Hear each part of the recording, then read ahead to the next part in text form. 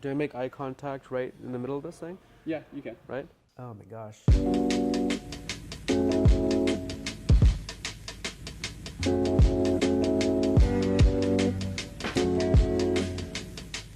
I never know if I'm on or am I not on. Am I on? No, I'm not on.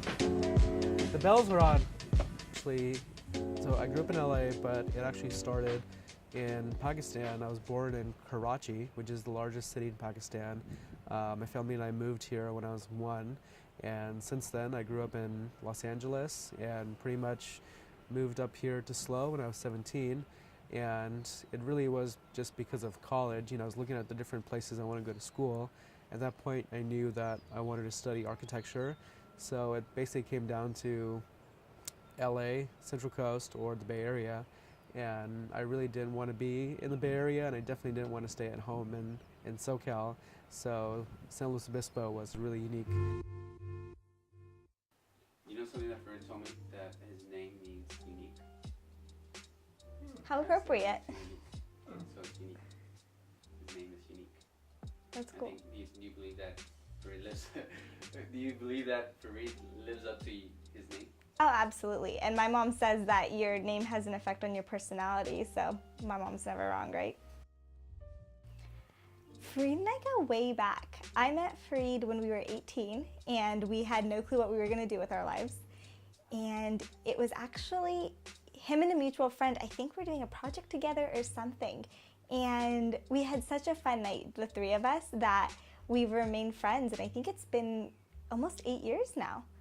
So it's been fun to kind of watch each other grow and accomplish different things, and yeah.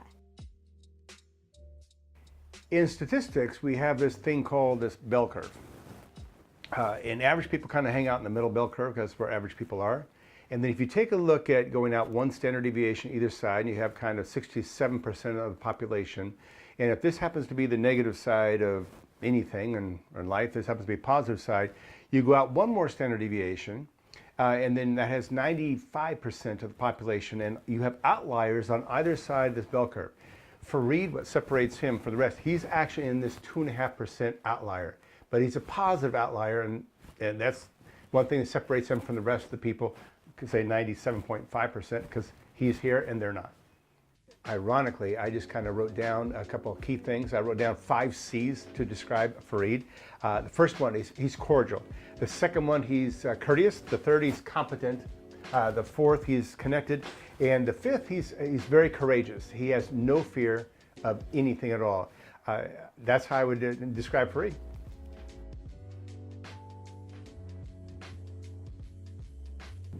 Got a little bug on my glasses. There's no one quite like Farid. I think that Farid is a great combination of tying in professional. I think that he doesn't have a job, that his work's more of a lifestyle because he's so passionate about it and it comes across.